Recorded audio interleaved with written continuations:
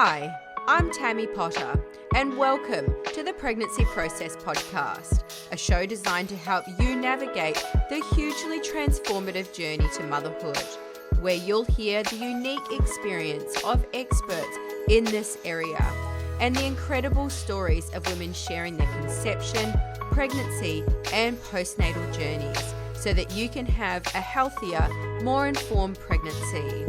In today's episode, I talk with Kelly Fedor, a single mother by choice who shares her incredible journey of courage, resilience, and love.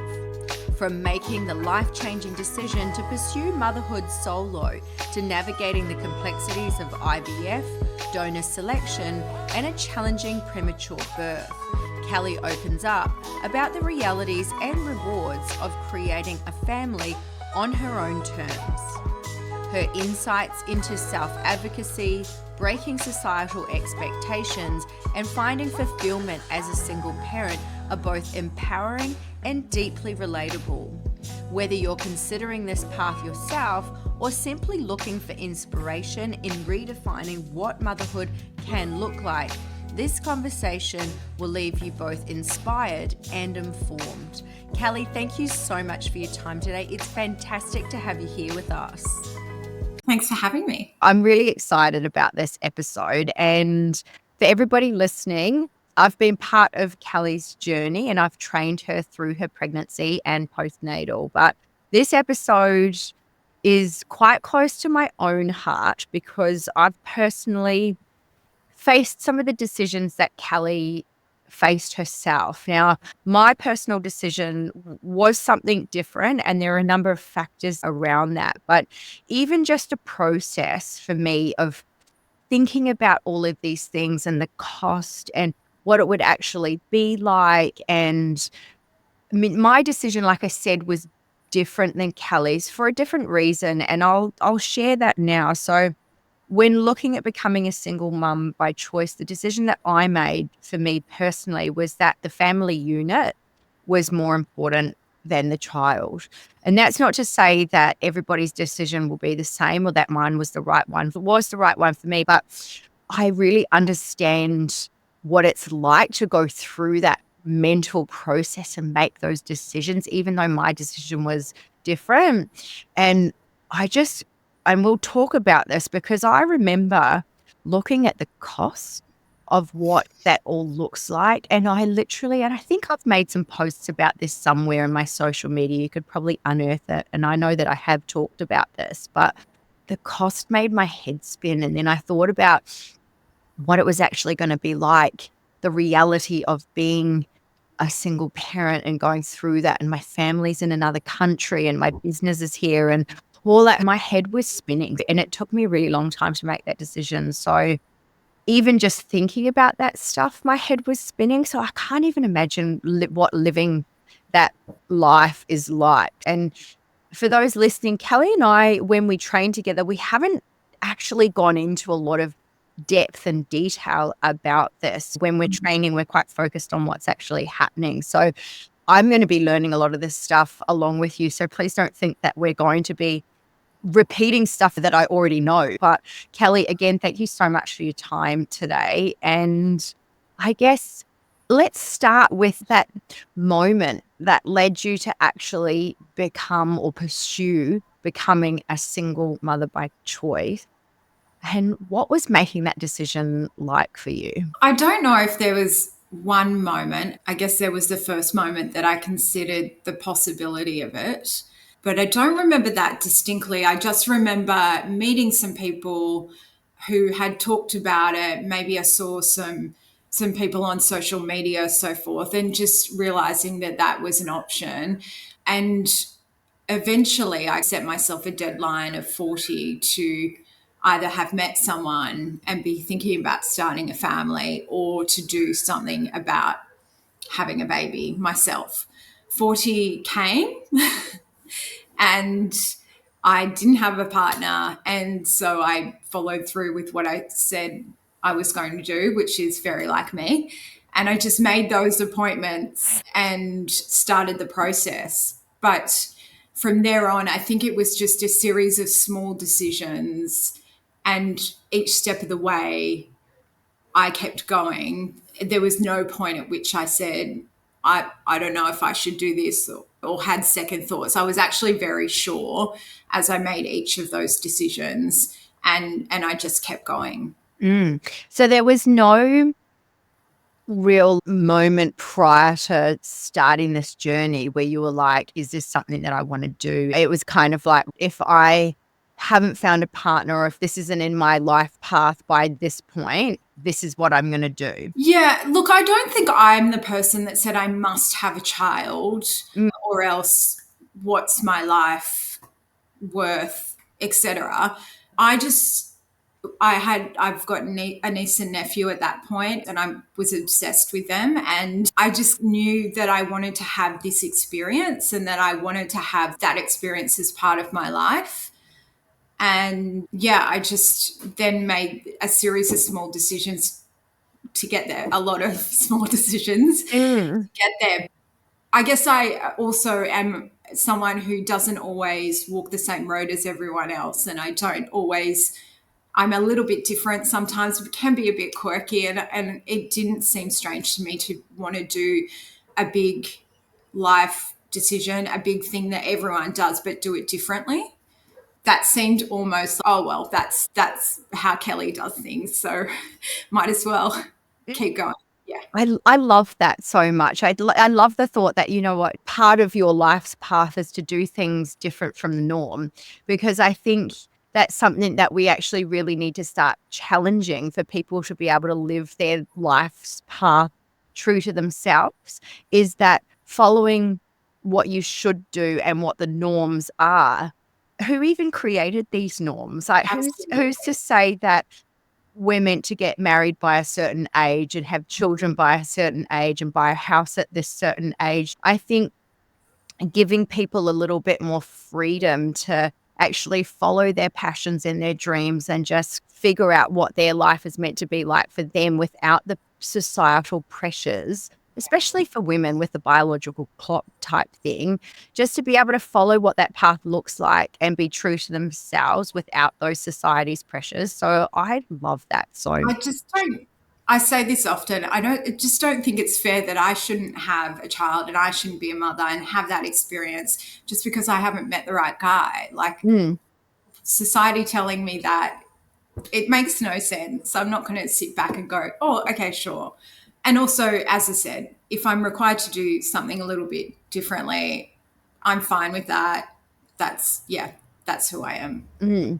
Now, of course, you started talking about appointments and starting the process. Can you walk us through the whole IVF process? But then let's dive deeper into the donor selection process. But I think let's start with walking us through the IVF process and what that looked like for you, because I'm sure on one hand, and this will go through everything, the IVF process, the pregnancy process, the birth, the actual being a parent. On one hand, there'd be an aspect where it is actually easier to make all of the decisions yourself and not have to consider compromise, all of that type of thing when you're doing this together with somebody else. But then at the same time, like everything, there's good and bad. So Mm. I'd love to hear your thoughts around that as well. But let's start with just the IVF process and what that looked like for you personally.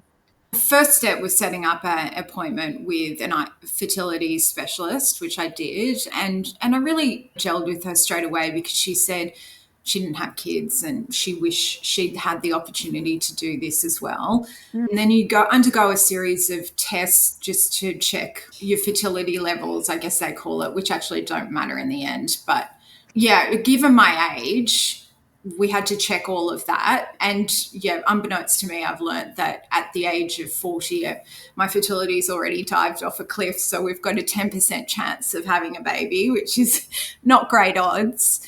But nonetheless, we keep going and did 3 months of detoxing beforehand. So that was recommended to me. I stopped drinking. I took all my supplements. I took a bunch of prenatal, but also some supplements that were recommended that preserve egg quality. And there's some emerging research about that.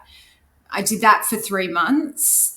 And then at the end of that 3-month period, we started our first cycle, which is you call them up on the last day of your period and you say, here we go. And you go in and get all your medication, you go in and get a scan, and then they send you or they call you and tell you what to do with the medication. So that's at the start, that's giving yourself one shot in your stomach, and it's a very easy needle.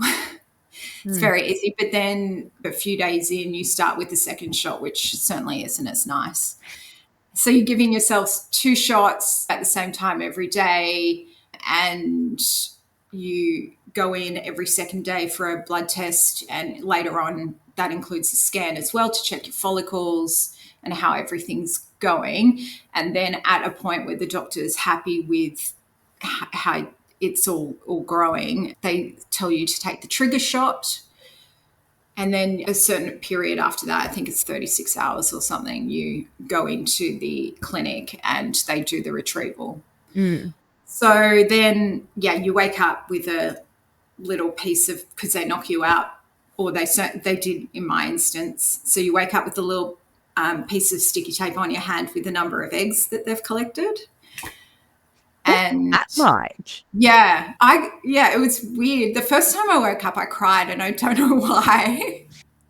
And then I'll get to it, but I went through it a couple of other times. And by the second time, I'd wake up and I'd be like, what's the number?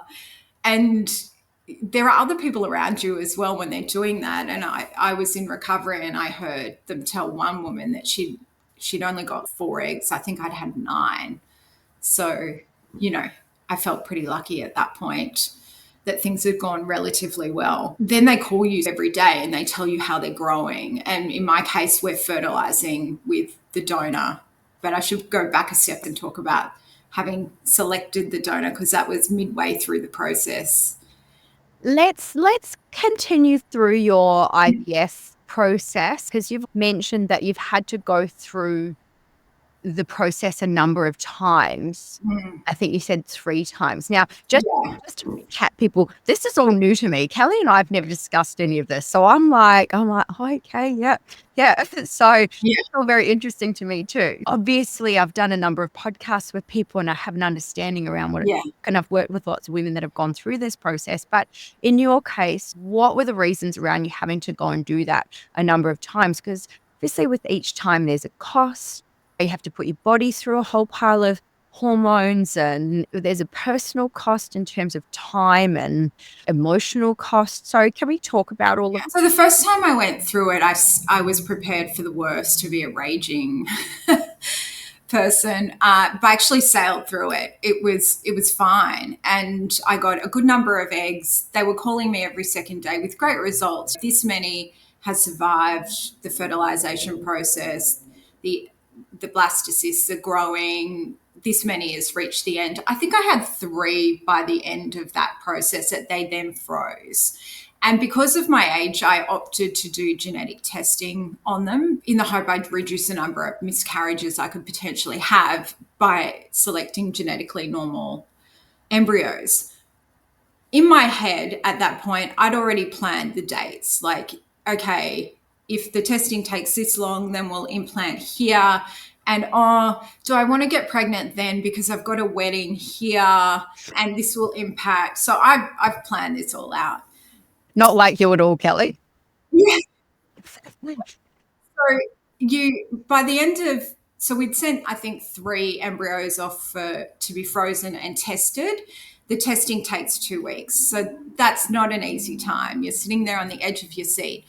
First time it was okay because I didn't have any reason to think anything would be wrong. I'm a very healthy person. I don't look my age. So I figured that had to translate to my eggs. And yeah, I'm blissfully unaware going along. And she calls me and says, I'm really sorry to say, but none of them are genetically normal.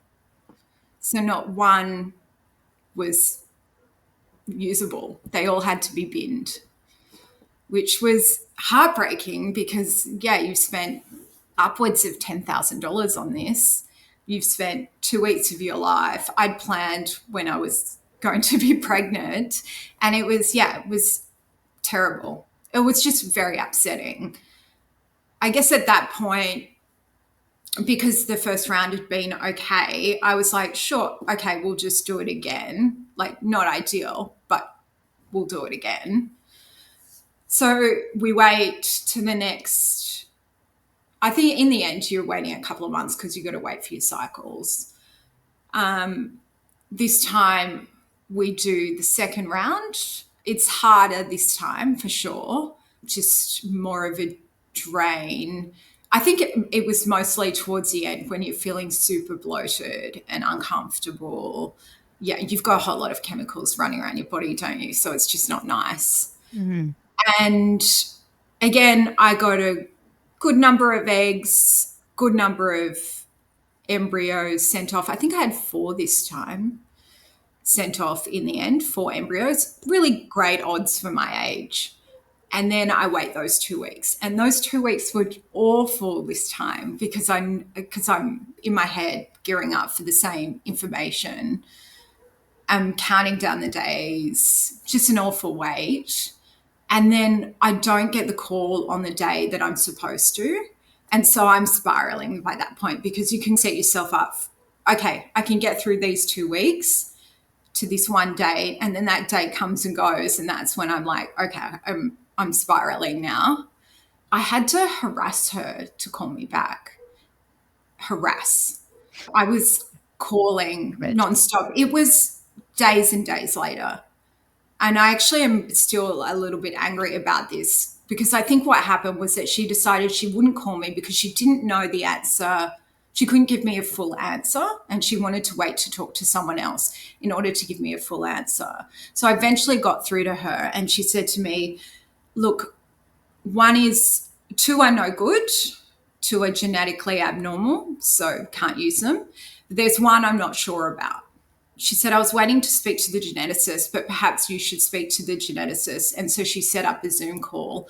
And the geneticist called me and said, it's what's called mosaic. So there are some abnormal cells. So it was missing part of a chromosome. She said, but I think that there is a chance that the abnormal cells would be in the placenta, not in the baby. So it's usable, but not without its risks. It doesn't have, sometimes when you're missing certain chromosomes or you've got extra chromosomes, that equates to a certain condition, but not in this instance. And there are many, many babies out there born healthy from mosaic embryos. We just don't know about it. She said, you can do that. It's not without its risk, but given your age and the time it would take if you were to miscarry and then to go through another round, I would recommend you do another retrieval, see if you can get a good one, like a normal one, and then consider whether you'll use a mosaic, especially if you want to have multiple kids. At the time, before I'd spoken to her, I was absolutely devastated. It was, to have 2 rounds and not have, to have good eggs, good embryos and not have a normal one. I was like, at that point thinking, will this actually happen? I was very upset. Then spoke to her and felt a little bit more reassured. And part of me was like, let's just implant the mosaic. But her advice made sense. So I decided to do a 3rd round. And they do say that the average is 3 rounds. So it wasn't abnormal. So not long after we launched into round 3, and this was a very full-on time in my life. I was working for the state government and we're about to go through a campaign, an election. I had to move house and I had to go through a whole round of IVF. So just a little bit to deal with.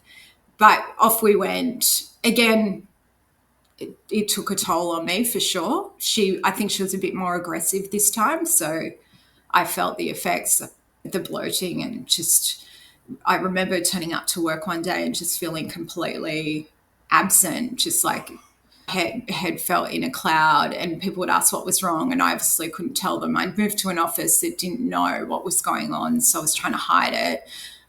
Then went into the retrieval and I had a major event for work the next day, so I had people calling me and I'm in bed having just got home from the hospital trying to work. and turning up to this major event the next day and not being able to tell everyone why I was off the previous day and why I might not be as much on the 8 ball. But we got through that. Again, good number of eggs, good number of embryos. We had 3 embryos. And then I steel myself for the 2 week wait for the test results again. I don't even remember that period, the 2 weeks, that time, probably because it couldn't get any worse than it did the previous 2 times. But I do remember her calling me like a day early, and I was in the supermarket. I'd got through the election, I'd got through the campaign, I'd moved house. I think I was buying a few things for the new house. So I dealt with it all.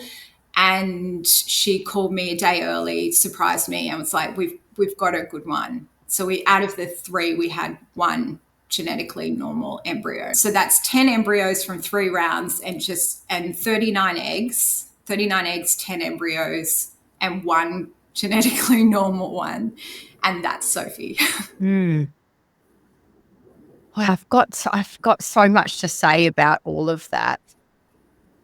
Even just going the strength and resilience that you've shown just going through that, and I'm really sorry that you've had that experience of waiting and that agonizing wait, because like I can only imagine what that would have been like, waiting and waiting and waiting and it being days and days and days. I'm sorry that you had that experience and that you've still got that anger around that.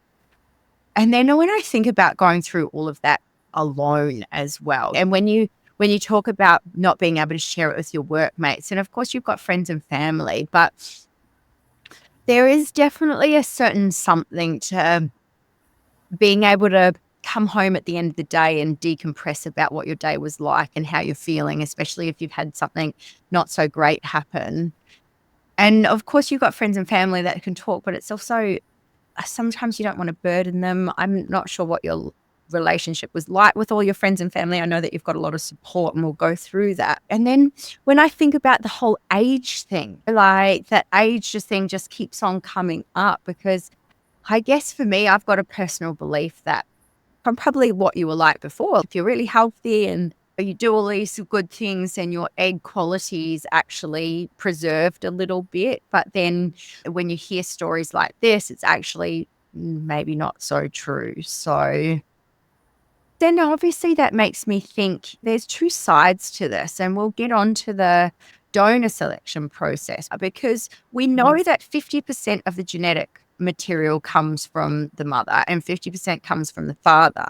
And so you're going through this process of 3 months of being as healthy as possible, not drinking, taking all these supplements and all of that type of thing to preserve your egg quality, making sure your nutrition is on point, sleeping well, doing all of the things. And knowing what I know about Kelly, if she was given a list of things to do, her adherence to those would be 110%. So I can imagine, what's donor given? I don't know. You know, was It's like there's a shortage of donors in Australia, so I don't think they'd be subjected to quite the same regime. what's the process for the donor of, was their genetic material screened before creating the embryos? I don't know. Okay, let's talk about. Yeah, they undergo some testing just in terms of there are some conditions if both parents are carriers, then that's a problem. So I can't name them, but he was screened and there was nothing in his testing that meant I had to then go and get tested myself. But we tested the embryo. Yep. Mm, mm. So let's talk about the process. How did you go through the donor selection process? You said there's a lack of donors in Australia. And I think I remember that's one of the things that I looked at when I was thinking about this process myself. And part of it was actually looking at donors from America. And that caused the cost of, I think back when Yeah. I was looking at it, you couldn't actually get donors in Australia. They had to come from America, and the Yeah. cost was unbelievable. So, It still is, yeah. It's you have the option of going overseas, but that adds thousands of dollars to the cost. I that just wasn't a possibility for me. And there is the strict controls in place. So I was comfortable choosing someone from Australia. You go on a wait list, and then once you've waited the specified period, then they give you access to the database. And every day it gets refreshed and new donors added. You do undergo some counseling beforehand. You have to do 3 sessions. And in those sessions, they ask you just have a think about what you want for your child. They're going to be an IVF baby, they're going to be the child of a single mother by choice. Do you then want them to also look different to you so that then there's an extra point of difference as well? Or do you want them to look the same? That's not being racist or anything. It's just thinking about the impact of your decisions in this process. And so I decided that the differences that she will have growing up were, or he at that point, were enough. So I would like to go for a Caucasian person. And there is a real shortage because overseas you do get, I think you get paid, here you don't. They do a full bio, and on the bio they list the reason why they're donating. And in my case, this person said because their partner wasn't having a child, so they thought they'd give that chance to someone else, which is nice. Made my friends cry when they read that. Yeah, so they give you access to the database, but they say that the Caucasian's on there for a matter of minutes, so you've got to act quickly. So I went on. I've been on a few times. I've been on a few times. I'd seen one person who both parents died of cancer quite young because they give a family history. And I thought that's a deal breaker for me. They also give characteristics. And one said very large nose. So I thought, maybe not. But then this person popped up and it seemed relatively normal. Parents didn't have any major health concerns, was a relatively same age. They give you some baby photos, like when they're 3 or 4.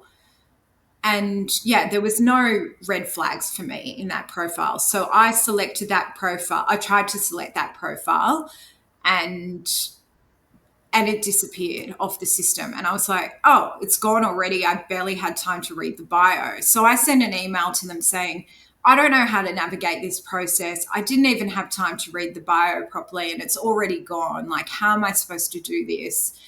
And they wrote back and said, we're so sorry for the confusion, Kelly, but you have actually selected this person.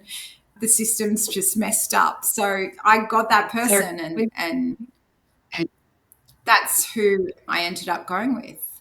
And actually, in the end, I didn't wait too long to find that person. so I guess you probably didn't even really have time for any emotions to surface besides from like, how do I navigate this? I tried and it disappeared straight away. And how am I meant to do this? Yeah, I felt like just that kind of sealed the deal because I had actually selected that person. I've got that person. That felt like a sign that it had all worked out. And I quite liked his bio. I liked the reason. I was caught off guard when I showed it to my friends, and a couple of them cried straight off the bat after reading the reason for donating. Yeah. And there's other things on there, what they do for a living, hobbies. They write a letter to the child and elect if they want to have contact with them when they're 18, if that's what both parties desire. So actually, in the end, there wasn't a lot of emotion for me. It felt quite procedural in a way. It's interesting, isn't it? Is there anything else that you want to tell us about the actual conception process? Yeah. Because we've talked about creating the embryo and that, then you've got to actually go about. And just before we go down this path, I really think that when it comes to the genetic testing, like I said, I've worked with a number of women that have gone through this process, and some opt for the genetic testing straight away, some don't. And sadly, for some women that I've worked with, they haven't opted for the genetic testing and they've implanted embryos and then had to go through the process of miscarriage. And that's devastating in a whole other sense as well. I've worked with a lady doing single mother by choice, and I think got one embryo and didn't do the genetic testing and just went ahead with it, fell pregnant, and then lost the baby, which was just devastating. So I think in this whole process, the genetic testing is actually really, really vital because you're already so invested in the process. So to then get to this point and then get all the way there and then have to start again from the beginning, I think even just taking that step away by doing the genetic testing, I think that's probably a very positive thing to do. The conception journey. So I guess I had the embryo there ready to go, and my doctor said to me, "When do you want to implant it?" And I was unemployed at the time. We'd lost the election, so everyone gets made redundant. But I thought it's now or never. I've waited this long. So off we went. And actually, ironically, this is the easiest part of the process. It takes about 15 minutes and you do minimal prep. So I think I did some shots just to amp everything up. But yeah, you walk in and they show you the embryo on a screen, which is super cool. And then they put it in the catheter and then put it inside you, and that's it. But it was a really cool part of the process just to see these tiny collection of cells that then potentially and did go on to become a baby. Yeah, then you go away and you wait another 2 weeks. So many 2-week waits. And during those 2 weeks, obviously your mind is going a million miles an hour. I was a little bit sick during that time and I thought, oh, that's done it. And also I thought maybe I had some cramping. And so I didn't think that was a good sign either, overanalyzing everything. As it turns out, me being sick was actually inflammation of my nasal tubes or whatever they are, which is a very common pregnancy symptom. And the cramping was implantation, I think. Yeah. But yeah, you don't know. I didn't do the test. I just waited for them to call me. And she called me and I said, because the same people always call you with the results of all your tests. So she called me and I was like, I feel sick. And she said, you don't need to, but we'll get to that in the moment. What's your name and date of birth?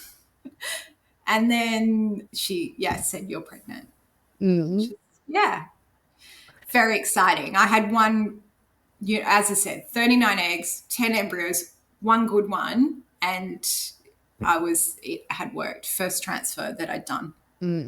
Amazing. It only takes one sometimes, doesn't it? Yeah, I said 10% chance of having a baby at the start, but once you get to the implantation stage, you jump up to 56%. So your odds are pretty good at that point. Amazing. Now then, were you going to all of these appointments on your own? Was there anyone with you waiting when you get these phone calls? Because I can imagine that's such a joyous moment. Yeah. And being able to share that with someone. Was there someone there with you? No, I was in the car on the way to see my sister. We were going to something together. So I literally saw her about 5 minutes later when I parked the car and I was like, hi. And she said, do you know something? I said, yeah. Yeah, so that was a pretty special moment. And you can't leave after the retrievals, you can't drive yourself. So I always had friends picking me up. I had a friend with me when we did the transfer. So yeah, I've had friends for a lot of there for a lot. You definitely need a very strong support network to be able to go through something like that, which I know that you do have. But can we talk about actually navigating the pregnancy and then the birth on your own? And can we talk about that a little bit? Now, this is probably where I do know a little bit about Kelly's story because I trained her through a section of her pregnancy, not through the whole thing. But let's talk about what that was like, going through that on your own and navigating the whole situation and the birth and everything. Yeah, it was a pretty easy pregnancy to start with. I felt pretty rubbish at the start, but nothing beyond feeling hungover for the first trimester. I never threw up or anything, just generally didn't feel amazing. And then second trimester felt pretty good. I feel like I just entered my cute era with my little bump. I was training with you. We really just started. 20-week scan was perfect. She was excellent weight, nothing wrong. NIPT, which is no sign of Down syndrome, all of those things. Everything was good. And then I saw my OB sort of week 29. And at that point, there's from like 20 to 31, there's no full scans. Like they do look at the heart rate, but no proper private scans. So you're just growing. There's not much going on. So then I saw my OB and she said, "Are you feeling plenty of movements?" And I went, "Yeah, yeah, yeah." And then I went away and I thought about it. And I had been feeling her kick quite a bit. I felt her kick very late because she was, the placenta was in the front. So that cushions her kicks. And I didn't feel her as much as someone else would. But I had been feeling her kick and it had been getting stronger. And then I went away from that appointment and I was like, hang on a second, have I been feeling her kick lately? And I second guessed it. And I'd had a really, really busy period of work where I traveled. So I'd been distracted. And I thought to myself, maybe I haven't noticed it as much, or maybe it hasn't been there as much. So the next weekend was a long weekend. I was going away. I went away on the Saturday and I monitored all day and I barely felt her move. And so I was very, very nervous. I was going away with my best friends, and one of them took me to the hospital. We checked the heart, we did the CTG, which is where they put the belt on you, and her heart rate was fine. They monitored me for half an hour and sent me home. But I knew something was up because she wasn't moving. I tried everything, legs up on the wall, drinking orange juice, doing every old wives' tale that I've ever heard, and just thought to myself, I'll get back to Sydney on the Tuesday after the long weekend and get a full scan. And just, she's probably in a weird position, or maybe there is something wrong, slightly wrong, but we'll get on top of it. At the very least, what I want to do is stop worrying about this and just rule out anything serious so I can move on with my life and not be this anxious wreck. So Tuesday comes and I have to harass to get the referral for the ultrasound. And they said, well, you'll have to pay for it. And I said, yeah, cool. Take my money. I want this scan. And I go in and I should have known something was wrong because I had a young girl do it. And she said, I'm just going to get my manager to check my work. And then she came in and she redid the whole thing. And I said, is something wrong? And she said, baby's very small. And I said, sorry. And she said, and there's basically no amniotic fluid. And I went, oh, okay. And I was very upset, obviously. She said, look, we're going to talk to our doctor. We're going to talk to your doctor. I want you to go home. Don't go for a walk. Don't go shopping. Just go home. So off I trot home. I'd been home for 5 minutes and they called me and said, could you go to the hospital? And I said, and they said, to the hospital you're booked in at. And I said, no, I'm not booked into a hospital yet. And they said, okay, we'll just grab your hospital bag and go to the hospital. And I said, sorry, I don't have a hospital bag. What goes in a hospital bag? She's like, just take some toiletries and some pajamas. So I just got back from being away. I just grabbed my bag. I trot to the hospital.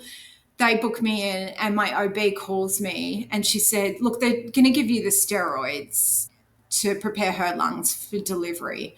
And I was like, what? Like, I'm 29 weeks. We're not delivering. And one doctor was like, you're not leaving without delivering this baby. And then another doctor came in and was like, oh, I'm not overly concerned. Like baby's heart rate is going down at times, but I think it's okay. And I think you might be able to go home. And I'd had one shot of the steroids. You're supposed to have two 24 hours apart. But then they changed their mind and they didn't like the deceleration in her heart rate at times. So they brought forward scans. They to and froed for 36 hours. They were like, this is a strange case. We don't know what to do. And they thought she was about a kilo when she should be 1.3. Yeah. And so back and forth for a day and a half. And they were like, okay, let's go get her. So 29 weeks and 2 days, I think, they wheeled me down and I was absolutely terrified. Right before I go into the operating theatre, I just was a mess because you're fine, fine, fine. And then the enormity of that hits you and you just lose it. And then you go into that operating theatre and there's literally 24 people standing around. So there's 8 were there just for her, ready to take her straight to the NICU. So they told me she'd go straight to the NICU, and normally they'd give you a tour, but there was no time for me to even have a tour. Thankfully, I'd had both shots of the steroids, and they give you a magnesium thing that makes you go hot but protects her neurologically. This is where the support system comes in. My sister was supposed to be there in the delivery room, but she was on holidays in Queensland. One of my best friends was in France. A couple of others had all gone to Perth. Thankfully, my mum made it down, so she was in there with me. Yeah, and Sophie was born. I'm getting emotional just listening to this. Yeah. Feel like just listening to this story is just so it's super emotional just hearing that. And then I think your support system, everyone would be like, hang on a second, this isn't meant to be happening now. Yeah. Like you're alone. And even just being wheeled into any kind of operating theatre on your own is scary. I have to go for a procedure yearly. I'm super used to it. But every time when I get rolled in there, I get a bit like, ugh. So I can't imagine when you're 29 weeks, you're meant to have at least another 10 weeks of pregnancy to go. And you're facing this on your own. Yeah. Obviously, your mum's on her way down and she made it there on time, didn't she? Mm-hmm. Yeah. Yeah. But I can imagine how that you'd be terrified for your baby, for you wouldn't know what was going on. But once that I have made a note of here is that you had to harass them for the ultrasound. Yeah. Yeah. Like, like, I mean, this is really where that advocating for yourself around these things comes into play. Mm. Got a baby who you're not feeling her moving that much. Her heart rate's okay, but then it's decelerating a little bit. You've been to one hospital, they've said you're okay. I can imagine the anxiety that I'd be feeling. And then just to actually have to harass someone for an Yeah. ultrasound, like, why is that? I don't know. Yeah, it's true that like people have said to me since, thank God you spoke up for yourself and did something about that. Having said that, I don't know when she stopped moving, so I don't know how long that was going for. But yeah, thankfully I advocated for myself, and I certainly found that was important after she was born as well, making Mm. sure I was there when doctors were around just to sing out for her and tell them what I thought. Yeah, it's a hard position for parents because you're not an expert in these things, but it's on you a lot of the time, and it's sometimes your fault if you don't pick up on it, and hooray, you're a hero if you do. Like it's a lot of pressure. Raising a child on your own is a lot of pressure. Yes. Wow. How has this, I guess, has Sophie's entry into the world, has that prepared you a little bit? Like, how has that impacted your journey as a solo parent? Oh, it's such a strange journey. It's not like Mm. anyone else's. We spent 9 weeks in the NICU. So, yeah, 9 weeks of going back and forth and not having her at home and having to pump instead of being able to breastfeed for a lot of that. So, I guess I can't say how it's impacted us, but I'm sure it has. I'm just not sure how that presents. I do know that we're a tight little unit. She's so chill and so resilient and such a determined little thing. Is that because of the way that she came into the world or just who she is? I don't know. But it was a very tough start to life, but there were lots of positives in there as well. And it's our story now. It's our story. I really appreciate you going to all these places and sharing it with me. But I also think having you as her mom, no wonder she's got that strength and resilience in her, because Yeah. through all of this, from the very first sentence that you spoke about having this deadline and then just starting it, and all through this journey, you've shown nothing but strength and resilience. And from what I know about, I didn't know a lot of this, but just from what I've known about training you and how you approach life in general and how you approach your training, I've known that you've got this strength and resilience in you and this organization. But hearing this from your words just added that other layer. I'm getting emotional. Yeah. But It's all not all sunshine, but no, of course not. And what's it like actually having to navigate life as a single parent now? What are the logistics? And because you come to training 3 days a week and yeah. not with me, like you train with me once a week, but then you Yeah. make the gym twice a week on your own. And I know that you go out running and you work full time. And what's that? It's a very cramped routine, a very Mm, strict routine. I do have a bit of help. My mum stays a couple of nights and looks after Sophie on a Monday, and then mm, she's in childcare 3 days a week. So I just try and squeeze in me time, so the exercise when I can during those working times, and yeah, really relish our weekends together.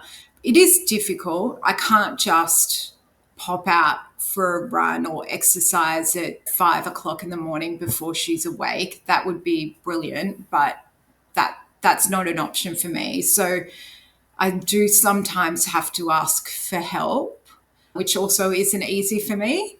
And sometimes I don't bother asking for help and I just soldier on. And there are hard bits, like, and some of these sound really silly, but like going for a swim, especially when she was younger, and now she can go in the water in the ocean, but when she was a newborn and I'd walk the prom every day and I couldn't go in because I don't have the hubby there to watch baby while I just quickly dip in. I'd actually have to ask for favors to do that. I have to ask for favors if I want to go out to dinner. So those are the hard parts. I've realized recently, like I get a cute picture from daycare or something happens and it's only little and I really want to share it with someone because it's super cute, but I can share it with my sister, but beyond that, like no one cares. So that's hard. And these are all like bits. At the end of the day, she's never the issue and she is a dream and I adore her. It's just the bits around it that can sometimes be hard, but we're getting there. And I think that to your point earlier, I don't have to consider anyone else when I'm making decisions. There's no one here that I think is judging me. I think some parents probably think that of their partner. I don't worry about that because I'm judging myself. And I don't complain because I've got no one to complain to. So maybe things aren't as big a deal as they might be if I had someone here to make a big deal of it with. So yeah, goods and bads. Yeah, not easy, but worth it. of course, you'd never go back from that. It's interesting that you said asking for help. Let's talk a little bit more about your support system. You've mentioned your sister a few times, your best friend.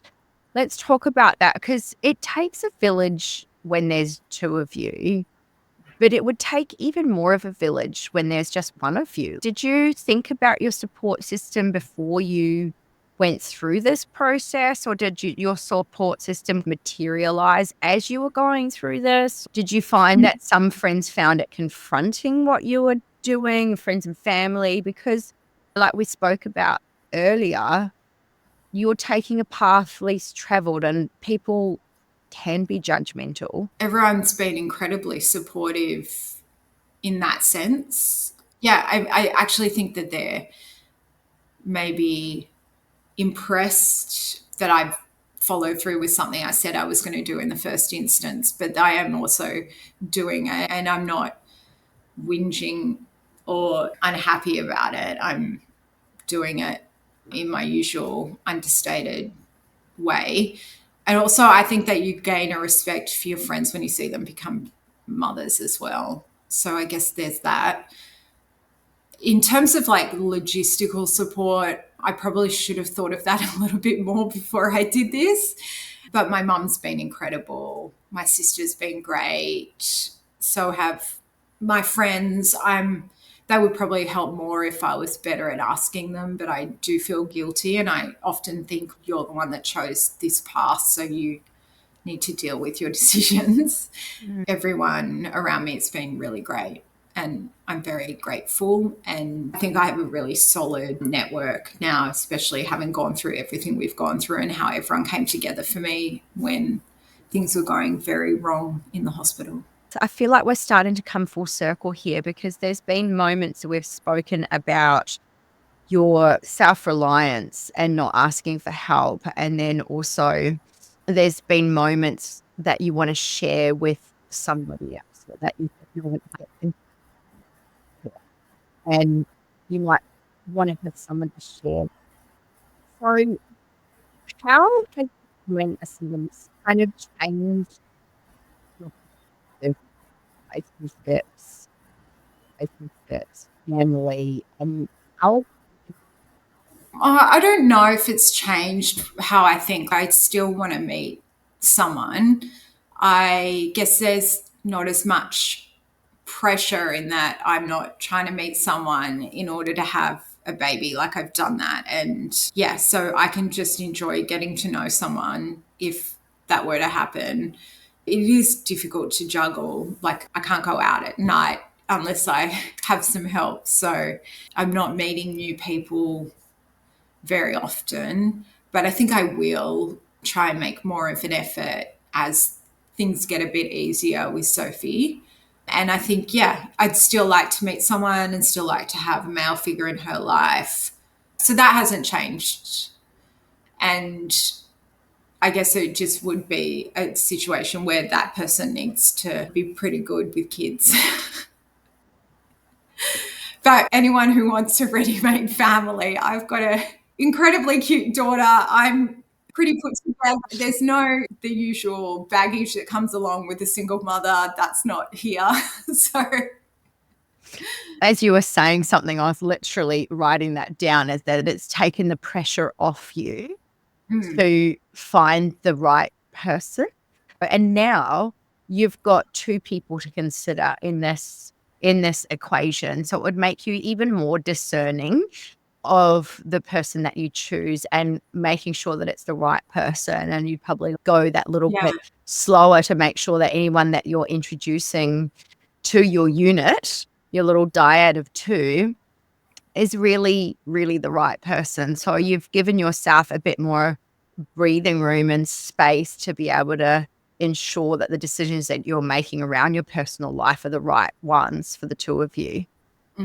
That's very cool. the right person, not the person that is in the right place at the right time. And I think not everyone falls into this category, but I do genuinely think that there are a number of women that have reached a certain age and it's almost like anyone will do. Yep, you'll do. You tick some of the boxes, you're available, you're interested. Yep, let's just do this. 6 months of dating, we've got to choose whether this is, if we're in it or out, right? And I think your decision of going down this path alone because you don't want to miss out on this aspect of life's journey has taken the pressure off that decision. And I think for me, just taking the pressure off the decision and deciding that the right person is more important to me than anything else. I think for me, that's what took the pressure off me as well. So it's just a different kind of journey. But when you look at this kind of whole journey that we've been discussing here, is there anything that's unexpected that's popped up that you were like, I really wasn't expecting that? That's affected your experience throughout this? Yeah, I guess I didn't expect it to be so demanding in a sense. Like, I spend my life thinking about, is she hot enough or cold enough? What am I feeding her? How's her development going? Is she on track? I feel guilty because I'm at work, or I feel guilty because I'm doing this or that. And then just the physical demands as well. Yeah, it's all consuming. So even when she's asleep right now, like, there's jobs to be done. So there's really no use to be able to just sit in the couch and devote half a day to watching Netflix. I'm not doing that anymore. Yeah, I guess I just didn't expect it to be so consuming. Obviously you think it's going to be busy, and the lack of freedom as well. Last weekend she was asleep, so I managed to like park her at a certain spot and jump into the water, and I was like, oh my God, I feel so free because I didn't have to ask anyone for help to go for a swim. But yeah, I guess that has surprised me. Mm. But also, I guess, surprised me in a nice way. I don't think this is surprising because I expected to love her. But yeah, just those moments where you're like, oh my God, I'm dead. You're just the best. I just love you so much. That's what they say about parenthood, right? Is that you find this well of energy, and you're talking about the mum guilt and the demands, and you're doing all this. It's hard enough for parents to do it together, let alone alone. So you're drawing from this incredible well of energy that you didn't even know was there, energy reserves that you didn't even know were there before.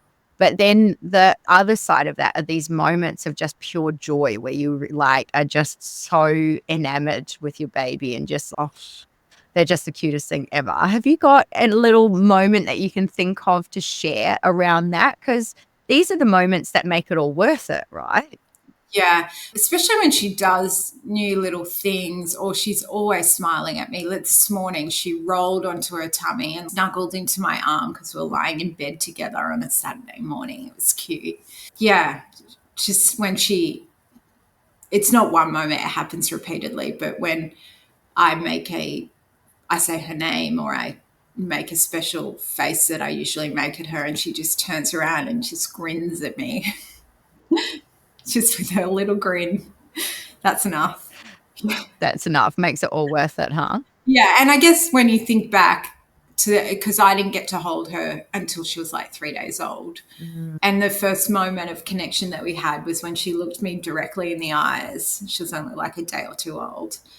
So that's where it started. So maybe that's our thing. And when you look back, talking about looking back, when you look back on your path from the decision to actual motherhood, what's been the most profound personal transformation that you've experienced? I think you just realize how resilient you are, but also what a good mum I am. Like, I didn't think I'd be a bad mum, but yeah, I think I'm a pretty great mum, mostly because she makes it easy. Yeah, she makes my job easy, but I think for me, the realizing that as well as everything else, I'm a really good mother.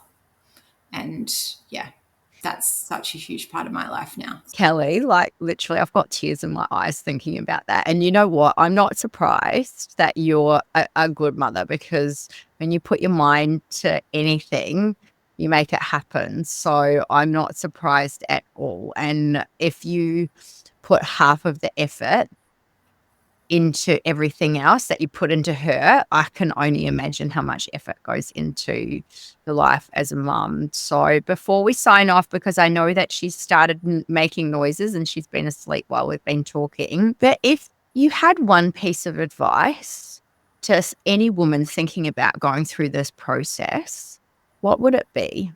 But to do it earlier than 40, to start making those appointments, start doing your research or whatever and making moves. But do it before you're 40 because you'll have an easier time of it, and it's 1,000% worth it. Has not been one moment where I've regretted it at all. It's worth it. And yes, it's hard. Yes, you will need some help, especially when she's grizzling and needs someone that doesn't smell like milk and you have to call a friend to come over and help you. It's worth it.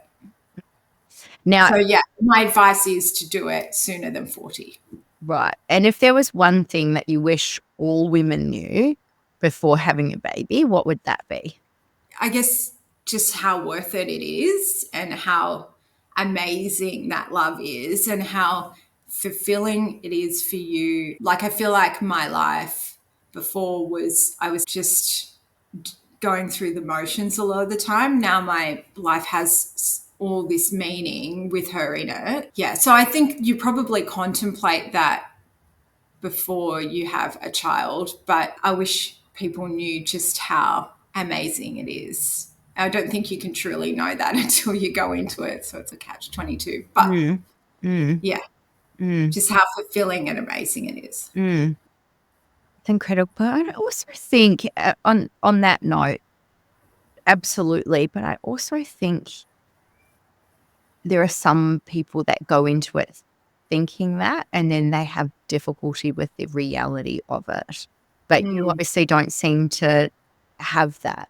And I wonder whether part of that has to do with how much you actually had to go through to get her in the first place, and how much you truly wanted her, and the thought process and those micro decisions that you made at every single step and every single process and every step and every roadblock. It was like reaffirming that decision. So it was that certainty in you. Whereas I think potentially some people might go into this process thinking that it's all going to be sunshine and roses, and it was easy to get there, and that was easy to fall pregnant, and the pregnancy was great, but then the reality of actually having a baby, like, it's a bit jarring. Yeah. But there's beauty in that for me, like those really tough times, because as I said, that's now our story, and that's our beautifully unique story, and brings us closer together, builds us as a unit. Kelly, thank you so much. It's been such a beautiful conversation. You have shared many things that I haven't known, and we haven't discussed this in this depth at all. So I feel closer to you, and I'm just so thankful. And I know that anybody listening to this that's thinking about going down this path will be thankful for you sharing this. Anyone has any questions or is thinking about doing it and wants to pick my brain, I'm always open to talking about this. Yeah, I'm just a huge advocate for being a single mom. And if you're hearing this message, I want to say a huge thank you, because it means that you've listened to this entire episode.